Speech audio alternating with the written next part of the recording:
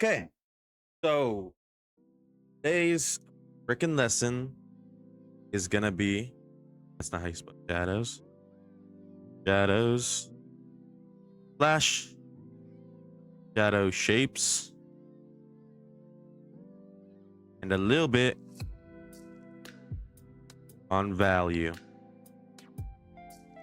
So, learning how to do shadows gonna help a lot.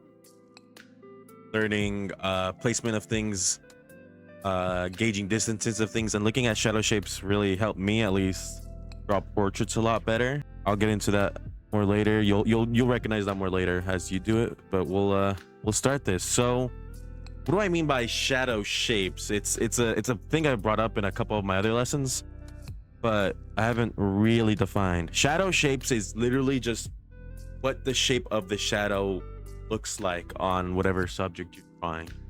And so I'm gonna take this picture of this lovely woman here, and I'm gonna just trace over to show you the shadow shapes. It really helps if you blur your eyes to see kind of where the shadow shapes kind of begin.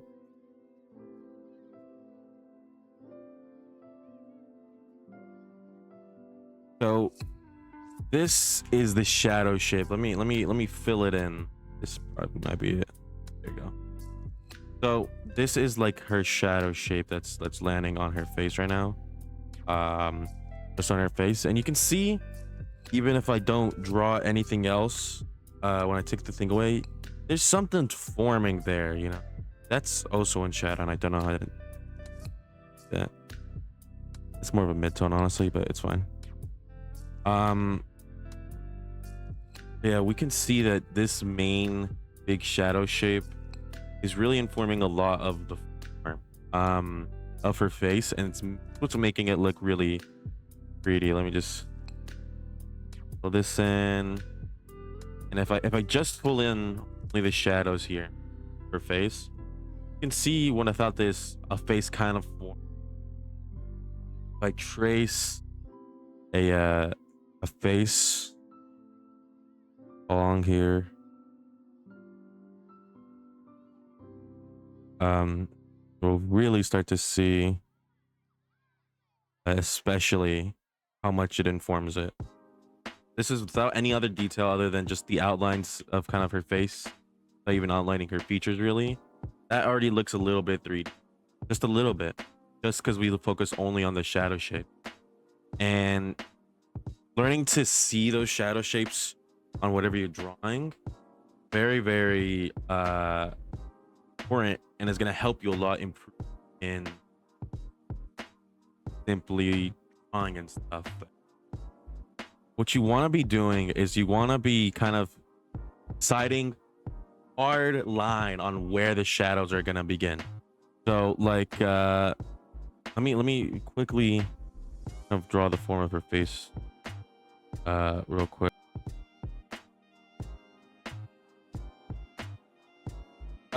What you want to be doing is after you have your sketching done and you want to do your shading, what I would recommend is just drawing a hard line of where shadows are. So right here, it starts like just down her like left side of her face right here, right side for her. So like right here, that is shadows. Now all of this is shadow pretty much. So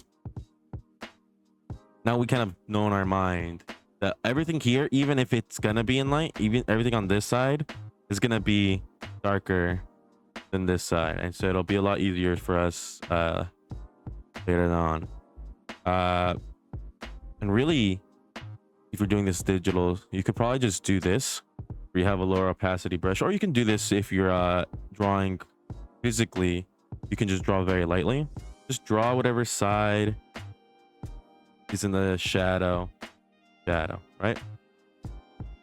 Now just carve in to those shadow shapes. So the reason right here her cheek is like getting light is because your cheek sticks out of your face. We go back to the this planar head, the cheek sticks out, but your eyes go in, and then everything under your chin kind of goes in at the same time.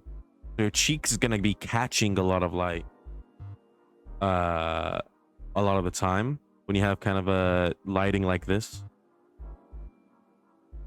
So if I just do this, that she has a little bit of lighting in her eye. Lip, but I'll never whatever. It doesn't matter. But you can see how much shadow. And take a step back. Kind of have a similar shadow shapes. This is a bad example, but I'm gonna do it again. But I'm only gonna focus on her shadow shapes. So do this.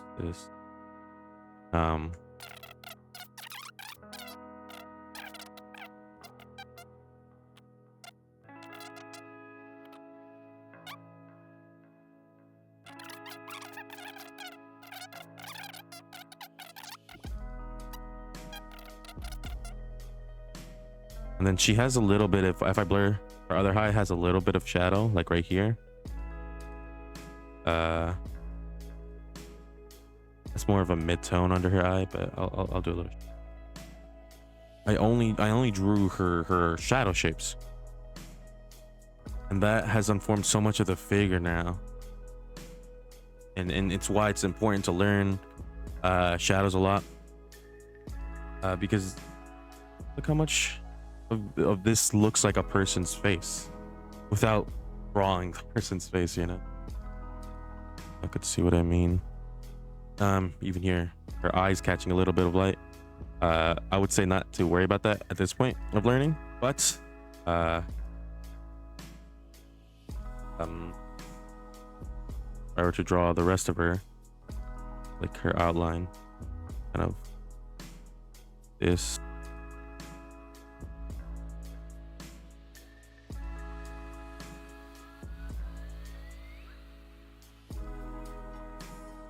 Boosh, boosh, boosh. Anyways, good idea. Shadow shapes, very, very important. Separating your lights from your darks, very integral, especially in the sketching process. Actually, I should say. When you are sketching something, it's good to just kind of outline where your shadows should be. At least I like to do it. Show that again in a minute. We'll focus right here on some still lifes. Still lifes are fun because they're not people's faces, so they're a lot easier to draw. To draw and paint and stuff like that. I like still lifes. Roughly the same size. I'm gonna try to sketch this out, and you're doing this first time, I would say just sketch it out. And then your second time doing it, I would say just draw the shadow shapes themselves. But first, let's sketch them out. Then I can see this is kind of coming out right here. So I'm gonna start drawing my cylinder right there, pretty much.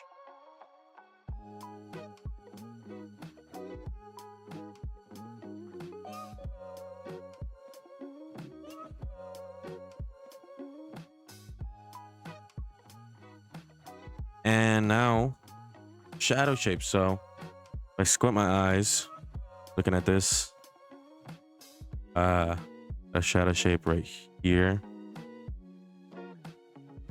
all the way here, and kind of goes in a little bit.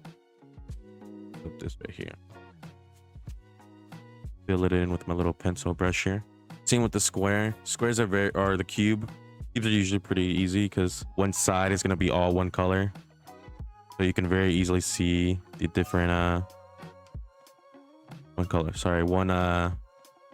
shadow shape usually, unless there's like something casting a shadow on it. When like light's hitting it, you'll be able to see the values and the shadow shapes a lot easier because, you know, they're just squares. We'll talk about values a little bit in a little bit.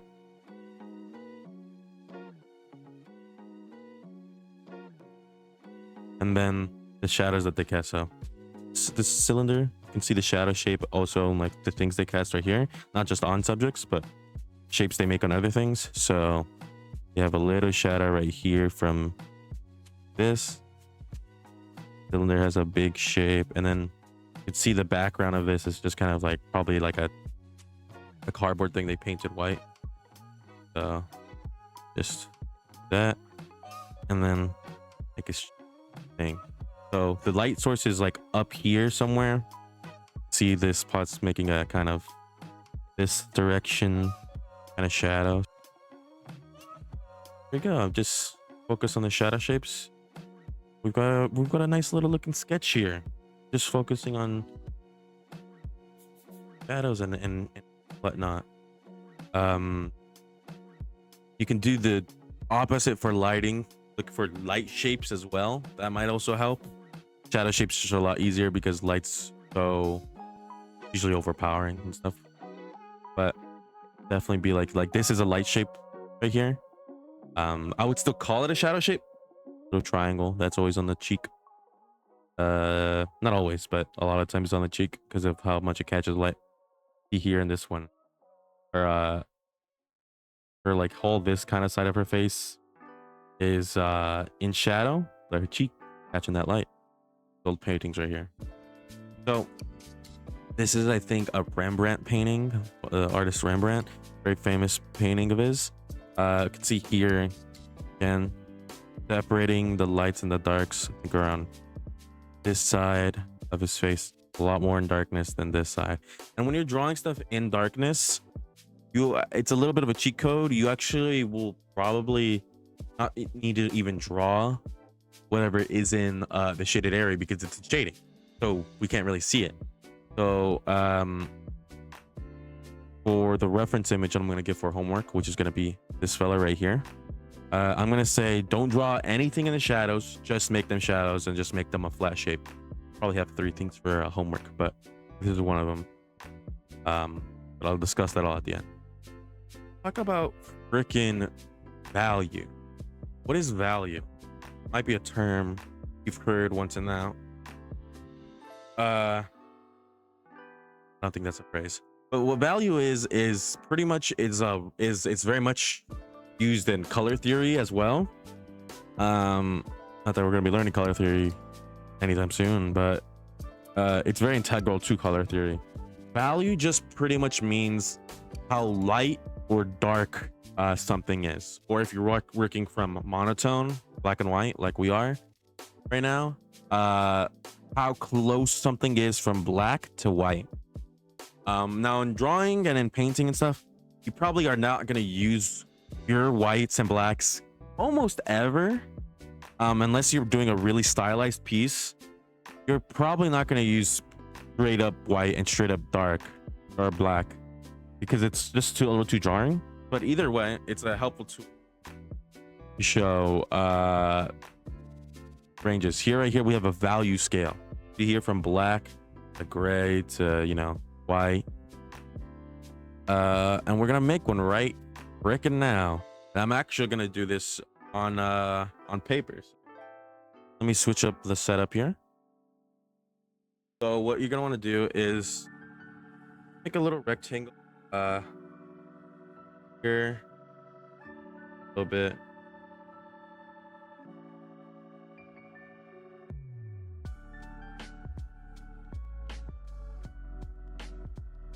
So how are we going to do the value scale? A lot of people, what they might do down here, might want to do, or what your instinct is to do, like you're going to do, okay, so this is my darkest dark. Let's label these dark. Yeah. So what your instinct might be to do is to immediately try to do this. This is dark, so I'm going to do it extra dark right here. Press as hard as I can with my pencil. I'm going to go a little lighter. And then I'm going to go a little lighter. Lighter, blah, blah, blah, blah. Till I reach the... And that's kind of like a little too much. There's too much disparity. There isn't a lot of pain, you know? You're gonna be fighting over yourself, like, oh, this one's a little too dark now, or this one's a little... You're just gonna waste a little too much time, and you're probably not gonna get it correctly. Good practice for doing this, building up of shadows. Here, we're gonna build up shadows. And when we do the sphere, when I do the sphere example, little bit. We'll see that. So right here we have our value scale. What I'm gonna do is, this is gonna be the lightest, so I'm not gonna touch this with my pencil. What I'm gonna do instead is I'm gonna just go all in and do a pass over with my pencil on all the squares. I'm gonna do this kind of light. Do this kind of lightly. Your pencil. And just fill in all the squares. But any other more pressure than you need, do all of it. Now we have our, kind of hard to see on camera. All in, make all these one solid tone. And then you just do the same thing and just put a little bit more pressure on, or not any more pressure on at all really, and go to the second, stop at this square now. I'm gonna go on a little bit more pressure this time.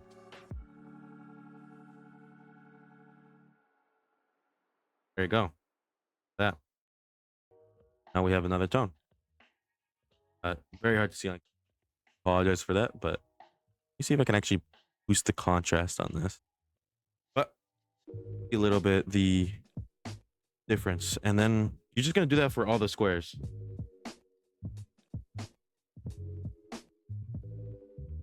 And that's really, this exercise is really teaching you how to build up your shadows. And we can do the same with our lights. Let me get my white charcoal pencil.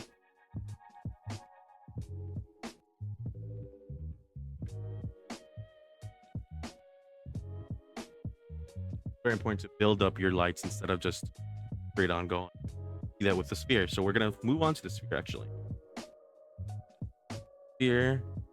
Now I'm not gonna make you along with me because there's gonna be homework, and I want you to spend like an hour or two on trying to do this.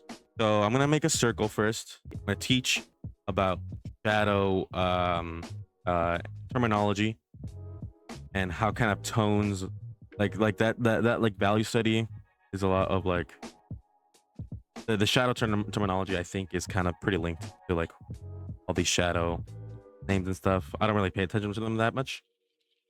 They're very helpful. So let's just draw a sphere. I'm gonna start out my sphere very angular at first, because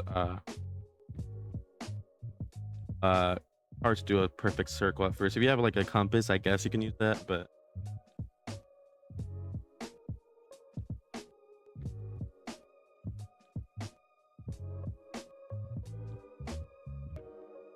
here.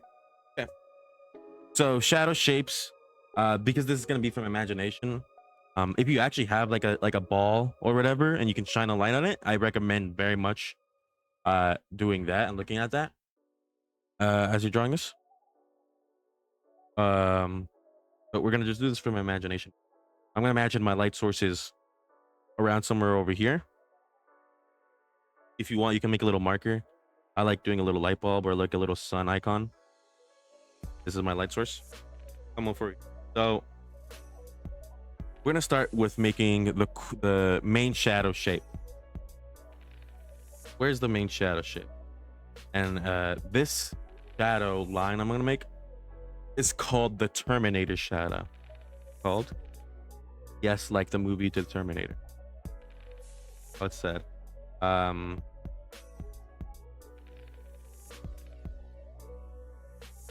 Here, made my Terminator shadow. Called the Terminator shadow because that's where the light side terminates from the dark side. This is the beginning of the dark side right here. This Terminator shadow. And this is gonna be like the line. It's gonna be slightly darker than your main shadow or your core shadow, what it's actually called, and that's what we're gonna draw now. Core shadow. I'm gonna draw here. Gonna do it kind of lightly. That is the main kind of shadow, the main like innards of shadow. and your Terminator shadow is going to be slightly darker.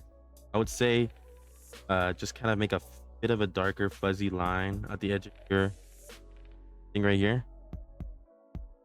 Foreshadow. Tiny bit darker, not very much shadow. Now, what this is called is it's reflected light. Whenever you have an object in shadow, or whenever you have an object and it's like underneath something or whatever, or it's above something, I should say, the light of that object, you know, when light hits stuff, it bounces around. So let's say really is good at showing what I mean. So what reflected light is the light of another object bouncing and hitting your object. You can see here this shaded oblong thing right here is like shadow and stuff, but it's missing something. And it's the light from this red sphere it's next to. You can see on this right here, he drew in the artist painted in the red that's coming from the red light. If you see like under the neck here, it's kind of getting a little bit more light. That's because the light of their skin is bouncing back and getting the underside of their chin. This kind of light shape that's happening right here is light from her jacket, which is a very bright white, is kind of bouncing on and hitting her face. And also the light is really strong. It's, I think, sunlight. And so it's like hitting the wall, hitting the back of her and bouncing back and hitting her face. So she has this very strong reflected light. This is actually a little bit of rim lighting as well. So now I'm going to do the occlusion shadow. And what the occlusion shadow is, or the cast shadow is also what it's called, is just the shadow that your object or subject is casting on your object. So light source is right here. That's the light source is right here. So shadow is gonna be, and next we have, it's the darkest part of your shadow usually. This part right here, right under the ball, have like the darkness in it. I'm gonna make this really dark. We're gonna do the reflected shadow, which all you really have to do is get an eraser and just kind of take away some of this shadow right here. Fully, but take a little bit away. Light from whatever table you have, bouncing back, hit right there. So now we're gonna do our light buildup now. So first we're gonna do our main light shape. Let's say right here. I'm just gonna do a very light pass. So now this whole segment isn't gonna be light because it's not all light. Do a pretty big set. So this right here, this right here is your midtones. You might have heard that before. Probably looking up like color theory and stuff like that. That's just the transitional tone between your shadow and your light. Then we're gonna just build up more. So we're gonna choose where my highlight is. Your highlight, even like if it's not exactly where your even if it's not exactly where your light source is pointing, it's still gonna kind of look good. So you can kind of, you don't have to get the highlight correct really all that much. Not very important. I'm just gonna choose like right here is my highlight, and I'm just gonna build up from out of it. So I'm gonna kind of draw away from it, build it up slow.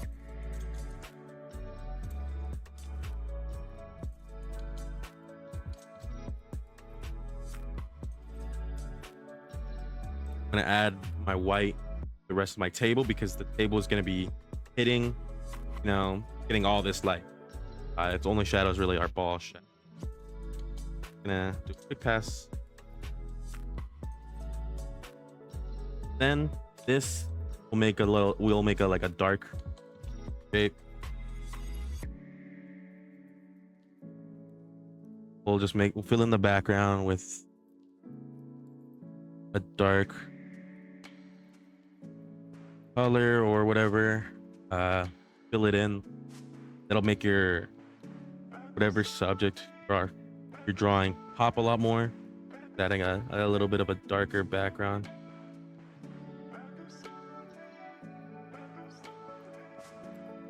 Let's switch back to Krita real quick. Combining those two aspects, shadow shapes and values and stuff, study those two things enough, get really good at shadows. See here some artwork from Furokoshi, creator of My Hero, artwork of All Might and stuff. Got some lovely shadows on here, different tones of shadows as well. See, like down here is kind of the shadow line, right this side of his face. You can see all the shapes they're making. There's some light being caught, but he's not making them very bright. Your highlights, use them very sparingly. You don't want to go too strong with your white. That's why I wanted a little bit of building up your light. You build it up slowly, it'll look a lot better than just going straight on, going hard on it. Light builds up and stuff. Here we have some artwork from Jim Lee. He's a comic artist, very good artist. He has a YouTube channel actually, and he actually posts some art tutorials, and he has one on shadows and stuff. I really recommend that video, and I'm gonna put it in the description of this one. It's a great video.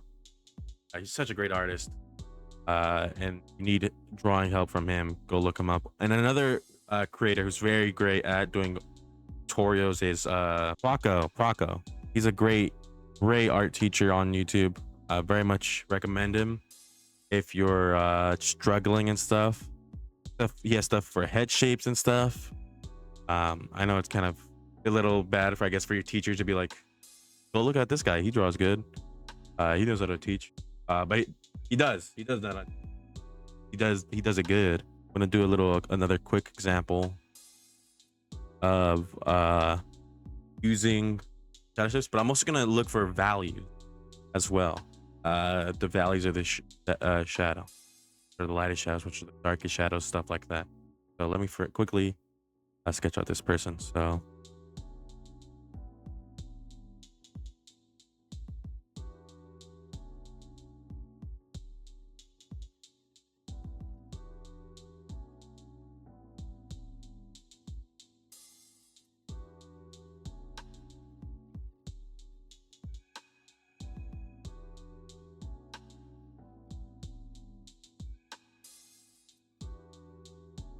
that's my little sketch done. And homework. So we're gonna get probably 2 or 3 things. One is the sphere. I want you to do for homework as well. Do the sphere thing. Maybe do a little value thing like this as well. And I want you to do this right here. I'm gonna send it. Get this image, and I want you to try to draw this person, but only when you're drawing the shadows, just keep it one tone, just one color or whatever, one shade of gray or black, and just focus on the shadow shapes, and then don't draw anything in the shadows at all. If you see something in the shadows, you're like, oh, I want to draw that, don't do that. You can do it later, not for the homework.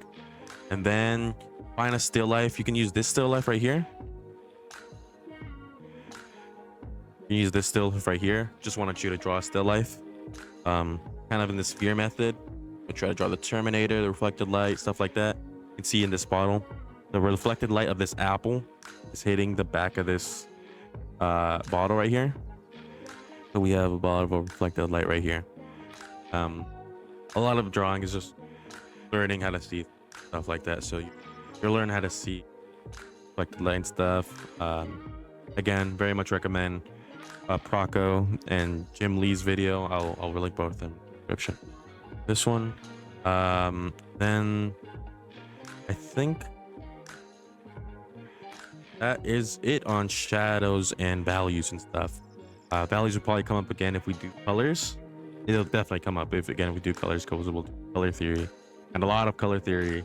I would say colors are secondary to value. A lot of artists will tell you that value is way more important to get right than what colors you use. That is the damn truth, honestly. But when we get to colors, we'll get to that. Yeah. Now, that was our study on shadows and stuff.